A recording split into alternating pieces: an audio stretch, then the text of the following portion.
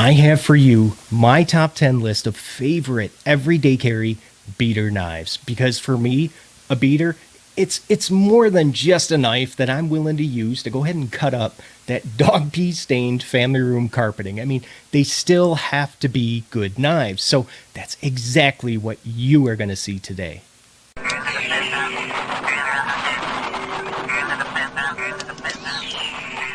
Now, there's three things that I look for in a beater. Number one, they have to be inexpensive to replace. I mean, I really can't put a maximum dollar amount on how much, beaters need to be under, but I can tell you this, that every knife on this list is going to be at least like $60 or less.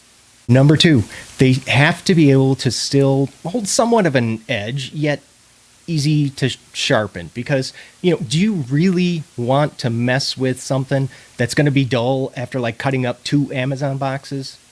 Number three, they have to look and they have to function good, because a knife that looks halfway decent for me to want to actually keep it around, and yes, it has to cut things. I know, big surprise, right? As usual, every knife that I show you here today, there will be a link down in the description below, just in case, like if you see something you really want to get for yourself. Hey, how you doing? If this is your first time here, welcome to the channel. My name is Jay.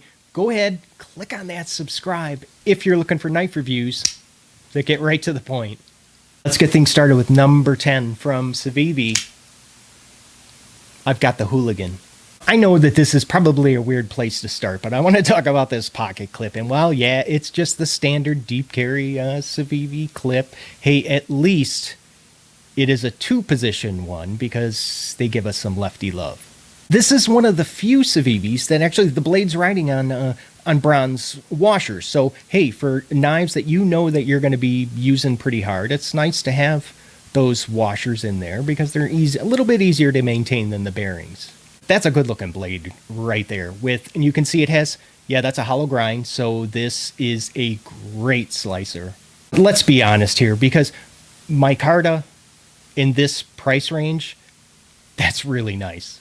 Just one issue that I really have with this knife, because the action isn't that great here, but it's a beater knife, so I'm not really too concerned about it. But what I am is the disassembly, because eventually you are going to have to clean this thing. And the disassembly here for me was difficult. I had a hard time preventing this side of the pivot screw. I had a hard time preventing it from spinning. Number 9, this is probably the most expensive knife on this list. And from CRKT, it is the M16. Whether you like this knife or not, it's considered to be a classic, and it's a very important design because it's actually credited with being the first knife to feature the flipper tab.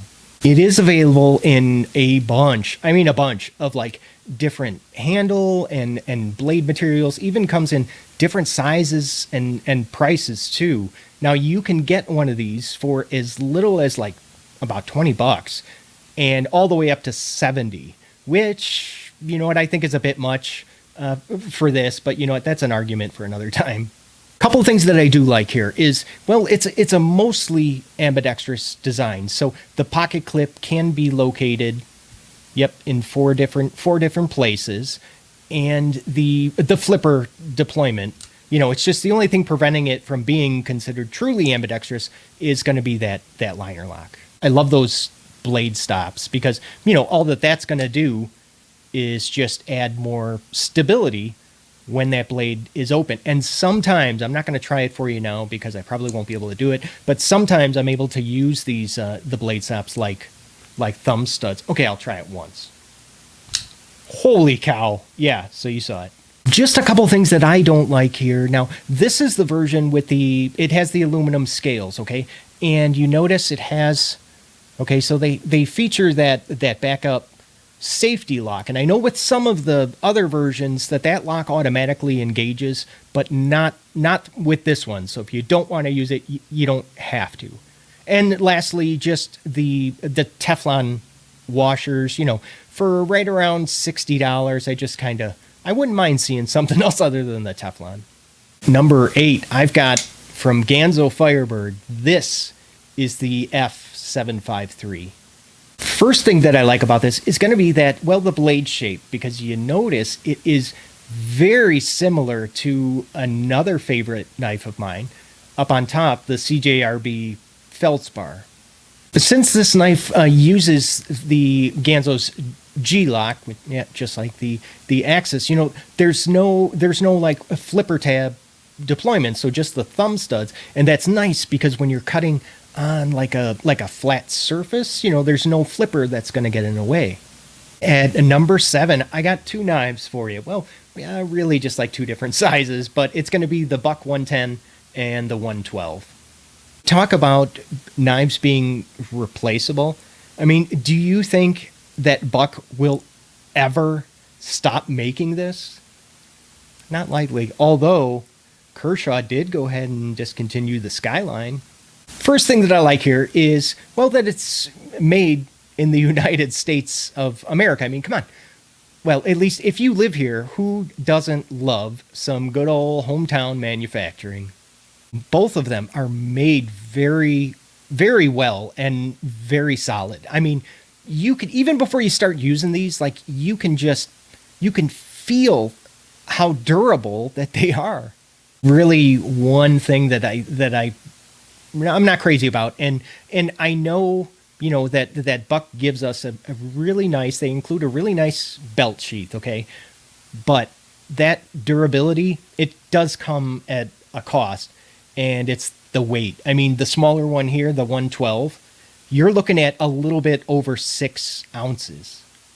All right, I know at least one person is really gonna like seeing this one. Ed, here you go.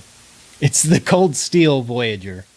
I gotta say, probably my favorite feature here is gonna be these handles, because they are honestly one of like the most comfortable that I've ever held. I mean, look at that. Check out that grip, okay? It just locks in your hand. I mean, and you're just like ready to get some stuff done. All right, halfway home, number 5. I've got the Penguin from QSP. Like the Civivi Hooligan that I showed you a little bit ago, this also has micarta that comes at an even lower price tag. I mean, like about $30 now. Do you remember, okay, when this was actually on drop for a little while? What was that, like about, I think it was going for like about $20. So, hey, whoever got in on that deal, nice work. My only gripe about this knife is about that micarta. While yes, okay, it's a really good price for this type of scale material. But the scales, this micarta scales, they feel a lot different than on the Hooligan, because they're a lot more smooth. They just don't have like the same amount of traction that you normally expect. Number 4, this is going to be from Bestech, and it's the Warwolf. All right, a couple of the reasons why I decided to go ahead and I went with the Warwolf is it feels, if you've ever held one, they feel very, very like well made, really solid. I mean, for the lack of a better word. Now, this is all coming from a person. I'm not the biggest fan of like the Harpoon blade shape, but with the Warwolf, I don't care about any of that. Take a look at that blade. Now, that's not a hollow grind. So, I mean, you're looking at this blade it's not very tall. It is it's a little thick behind the edge. I think I got 0.0, like 2.7 or 2.8. And no, that's not awful. I've seen a heck of a lot worse. Number 3, I've got from CH. This is the 3504. All right, I'm going to go ahead and go out on a limb here and say that this has to be the most like popular and probably recognizable CH knife out there. This blade, and this is no BS here, one of like my all-time favorite drop point blade shapes. right here. The only issue that I have, okay, is that if you want to get one of these without that skull on there, which I know a lot of you do, okay, you can only get that with the G10 version with the D2 steel. I kind of would have wished they did that the other way around. And that pocket clip, it is going to be just one position, so no lefty love. And now the G10 version, that one is much thicker than the titanium. So yeah, it's a bit of a pocket pig. It takes up a fair amount of room. Number 2, I know a bunch of you are going to be really happy to see this. Oh yeah, it's the Rat 1. Lots to like here. I mean, the Rat 1, this is a perfect example of my kind of beater. My only issue is going to be the pocket clip. I mean, I know it is. Hey, it's 4 position. That's great. But just when it is tip up, it's really shallow. And I know I've said this before. It's old news. Now you're probably thinking, holy cow, Jay. So if the Rat 1, if that was number 2, what in the heck? What do you have at number 1? You will never have guessed this. I've got from Tangram. Yeah, it's the Santa Fe. I mean, you can pick up one of these for what? Like about $20? This is the cheapest knife on the list today. Lots to like here. I mean, I love the design. This blade, what is it, about 3.37 inch long blade? I mean, just like almost the perfect EDC size. And the pocket clip, we get nice deep carry clip, which is, yes, tip up 2 position with some lefty love. And the Santa Fe, this blade, because of how thin that stock is, it is a fantastic slicer. I mean, look at it. Look at how thin that. But just like the QSP Penguin that I showed you, okay, the Santa Fe also has the blades riding on bronze washers. Even though it doesn't have like that drop shut action, this is going to sound weird, but this is still such a good time to fidget. My only issue here is going to be, you kind of got to be careful with that tip. Okay, so naturally, since you're talking about a really thin blade stock, that tip, it's a pretty fine point. So you just got to be careful with it. All right, hey, it's your turn. I've shown you mine. Let's see yours. What are some of your favorite beater knives? If you don't have 10, hey, don't worry about it. Go ahead and just put as many as you possibly can, but be sure you put them down in the comment section below. All right, now there's 2 videos up on the screen right now, okay? One is a video that YouTube thinks of mine that you should see next. The other is my first attempt at this type of a list. I have another video that I did of my favorite beaters.